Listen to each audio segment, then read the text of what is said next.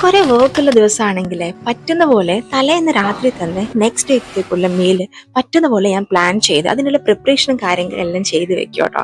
അപ്പൊ next day എനിക്ക് നല്ല വർക്കുള്ള ഒരു ദിവസമായിരുന്നു. അതുകൊണ്ട് തലേന്ന് ഈവനിങ് മഗ്രിബിന്റെ ആ ഒരു സമയം തന്നെ രാവിലെ ബ്രേക്ക്ഫാസ്റ്റിനുള്ള ചപ്പാത്തിക്കുള്ളത് കുഴച്ച് വെച്ചിട്ടുണ്ടായിരുന്നു. എന്നിട്ട് ചിക്കനിലുള്ള ജസ്റ്റ് ഒന്ന് ബേസിക് മാരിനേഷനും ചെയ്ത് വെച്ചു. ഇങ്ങനെ ബേസിക് മാരിനേഷൻ ചെയ്തിട്ട് ചില്ലറിൽ വെക്കുകയാണെങ്കിൽ ചിക്കൻ ഒന്നും ചീത്തായി പോകത്തില്ല. അപ്പൊ രാവിലെ ഫ്രീസറിൽ നിന്ന് എടുത്ത ആ ഒരു ടൈം നമുക്ക് സേവ് ചെയ്യാൻ പറ്റും. അപ്പൊ അന്നത്തെ ദിവസം മീൽ പ്ലാൻ ചെയ്തിരിക്കുന്നത് രാവിലെ ചപ്പാത്തിയും ചിക്കൻ കറിയും, ഉച്ചയ്ക്ക് ലഞ്ചിന് ചോറും മോരും, പിന്നെ ചിക്കൻ കറി തന്നെ ജസ്റ്റ് ഒന്ന് ഫ്രൈ ചെയ്തെടുത്താൽ സൈഡിൽ ഒരു ചിക്കൻ ഫ്രൈ ആവുമല്ലോ. ഞാനും മോളും മാത്രമേ കഴിക്കാനുണ്ടായിരുന്നുള്ളൂ. അതുകൊണ്ട് വേറെ സൈഡിൽ അങ്ങനെ പ്രത്യേകിച്ച് തോരണം അങ്ങനെ ഒന്നും വെച്ചിട്ടുണ്ടായിരുന്നില്ല.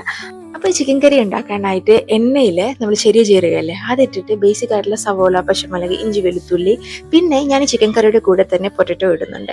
പിന്നെ ചിക്കൻ ഓൾറെഡി ബേസിക് ആയിട്ടുള്ള മസാല സെഷൻ മാരിനേറ്റ് ചെയ്ത് വെച്ചിട്ടുണ്ടായിരുന്നു. അതായത് മല്ലിപ്പൊടി, മുളക് പൊടി, ഗരം മസാല, മഞ്ഞൾപ്പൊടി ഒക്കെ ഇട്ടിട്ട്, എന്നിട്ട് ഇത് എല്ലാം കൂടി ഇതിനകത്ത് ഇട്ടിട്ട് കുറച്ചൊന്ന് വെള്ളം ഒഴിച്ചിട്ട് നന്നായിട്ട് അതൊന്ന് മിക്സ് ചെയ്തിട്ട് അടച്ചു വെക്കുക. അത് സൈഡിൽ അങ്ങ് വെന്ത് കിട്ടുമല്ലോ കേട്ടോ. അപ്പൊ ആ ഒരു സമയത്ത് നമ്മൾ നേരത്തെ ചപ്പാത്തി കുഴച്ച് വെച്ചിട്ടുണ്ടായിരുന്നല്ലോ. അപ്പൊ ചപ്പാത്തി ആയിട്ടുണ്ട്. ചോറ് മാത്രമേ വെക്കാനുണ്ടായിരുന്നുള്ളൂ. മോര് കറി കഴിക്കുന്ന ജസ്റ്റ് മുമ്പായിരുന്നു ആക്കിയത്. അപ്പോൾ വർക്കിംഗ് ഡേയ്സിലേക്ക് ഇങ്ങനെ മീൽ പ്രിപ്പ് ചെയ്യുകയാണെങ്കിൽ പെട്ടെന്ന് കഴിയും കേട്ടോ.